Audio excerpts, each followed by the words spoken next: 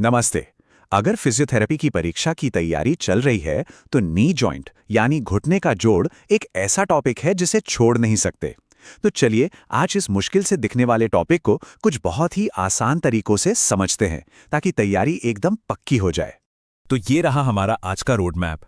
हम घुटने के जोड़ के इंट्रोडक्शन से शुरू करेंगे, फिर उसकी मूवमेंट्स, लिगामेंट्स और सबसे जरूरी उसके लॉकिंग मैकेनिज्म को समझेंगे।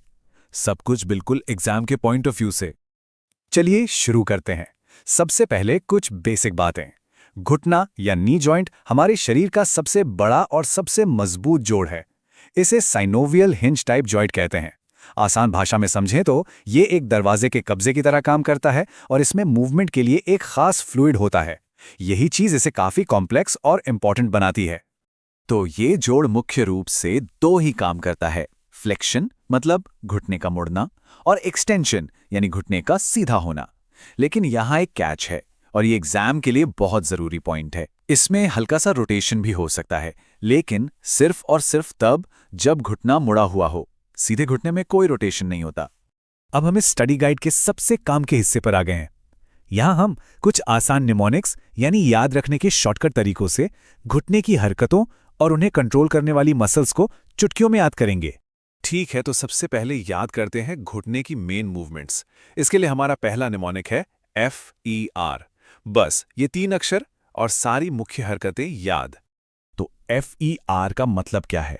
F से फ्लेक्शन, E से एक्सटेंशन और R से रोटेशन। कितना सिंपल है ना? बस यही 3 मेन मूवमेंट्स हैं जो हमें याद रखनी है। बढ़िया। चलिए अब अगले निमोनिक पर चलते हैं जो है HSPG। ये उन मसल्स को याद रखने का एक जबरदस्त तरीका है जो घुटने को मोड़ने यानी फ्लेक्शन करने में मदद करती हैं। तो चलिए HSPG को डिकोड करते हैं। H का मतलब है हैमस्ट्रिंग्स, S है सार्टोरियस के लिए, P पॉप्लिटियस के लिए और G ग्रेसिलिस के लिए। फ्लेक्शन के लिए ये 4 मसल्स का ग्रुप याद रखना बहुत जरूरी है। बाकी मूवमेंट्स तो और भी आसान हैं। एक्सटेंशन यानी घुटना सीधा करने के लिए बस QF यानी क्वाड्रिसेप्स फेमोरिस याद रखना है। अंदर की तरफ रोटेशन के लिए पॉप्स MG और बाहर की तरफ रोटेशन के लिए सिर्फ BF मतलब बाइसेप्स फेमोरिस। देखा, इन निमोनिक्स से कितनी सारी जानकारी कितनी आसान हो गई। चलिए आगे बढ़ते हैं और देखते हैं कि जॉइंट इतना स्टेबल कैसे रहता है। तो अब बात करते हैं लिगामेंट्स की, जो घुटने को अपनी जगह पर बनाए रखने और उसे स्थिरता देने का काम करते हैं। और हाँ, लिगामेंट्स के लिए भी हमारे पास एक मास्टर निमोनिक है, PAM LCAP। इसे याद रखने का एक मजेदार तरीका भी है। एक सेंटेंस याद कर लीजिए, please ask my lovely college professor. तो ये निमोनिक सारे जरूरी लिगामेंट्स को कवर करता है, लेकिन एग्जाम के लिए 2 सबसे जरूरी हैं।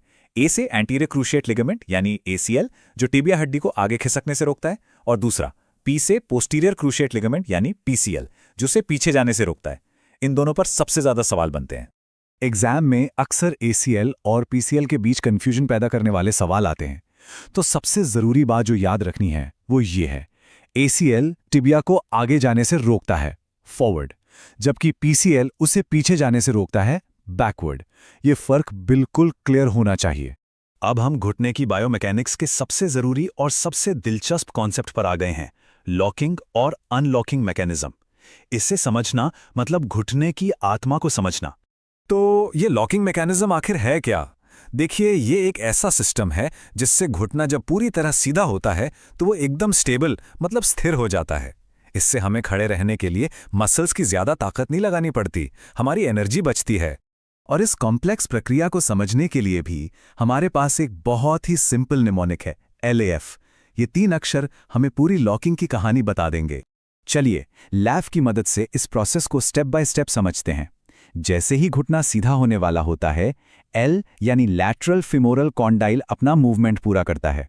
इसके होते ही A यानी एंटीरियर क्रूशिएट लिगामेंट ACL एकदम से टाइट हो जाता है और आखिर में F यानी फीमर टिबिया के ऊपर अंदर की तरफ घूमता है और क्लिक, जॉइंट लॉक हो जाता है। अब ये एक ऐसी लाइन है जिसे स्टार मार्क करके याद कर लेना है। पॉप्लिटियस मसल को घुटने के जोड़ की चाबी कहा जाता है। क्यों? क्योंकि यही वो मसल है जो इस लॉक हुए घुटने को खोलने का यानी अनलॉक करने का काम करती है। अनलॉकिंग की कहानी शुरू होती है जब पॉप्लिटियस मसल यानी हमारी चाबी कॉन्ट्रैक्ट करती है। इसके सिकुड़ते ही फीमर टिबिया पर बाहर की तरफ घूमता है। इससे ACL ढीला पड़ जाता है और बस घुटना मुड़ने के लिए आज़ाद हो जाता है। चलिए, अब तक हमने जो भी थ्योरी सीखी हैं उसे प्रैक्टिकल दुनिया से जोड़ते हैं, क्योंकि एक अच्छे प्रैक्टिशनर के लिए ये जानना बहुत ज़रूरी है कि ये सारी जानकारी असल में मरीजों के केस में कैसे काम आती है। देखिए, क्लिनिक में ये ज्ञान कैसे काम आता है। जब ACL फट जाता है, याद है वही लिगामेंट जो लॉकिंग में मदद करता है, तो घुटने में इंस्टेबिलिटी यानी अस्थिरता आ जाती है। इसी तरह मेनिस्कस इंजरी में अक्सर घुटना अटक जाता है और दर्द होता है। ये सारी परेशानियां सीधे उन स्ट्रक्चर्स से जुड़ी हैं जिनके बारे में हमने अभी बात की। तो अगर पूरी कहानी को एक लाइन में समेटना हो तो वो ये है, घुटने का लॉकिंग और अनलॉकिंग सिस्टम हमें खड़े रहने के लिए मजबूती देता है और चलने फिरने के लिए आज़ादी। ये संतुलन ही घुटने को इतना खास बनाता है। और अब जाते जाते एक सवाल जिस पर जरूर सोचिएगा। पॉप्लिटियस मसल की जो चाबी वाली भूमिका है उसे ध्यान में रखते हुए, अगर इस मसल में चोट लग जाए तो किसी इंसान के खड़े होने की पोजीशन से चलने की शुरुआत करने की क्षमता पर क्या असर पड़ेगा? इस सवाल का जवाब सोचने से आपके कॉन्सेप्ट्स और भी मजबूत हो जाएंगे।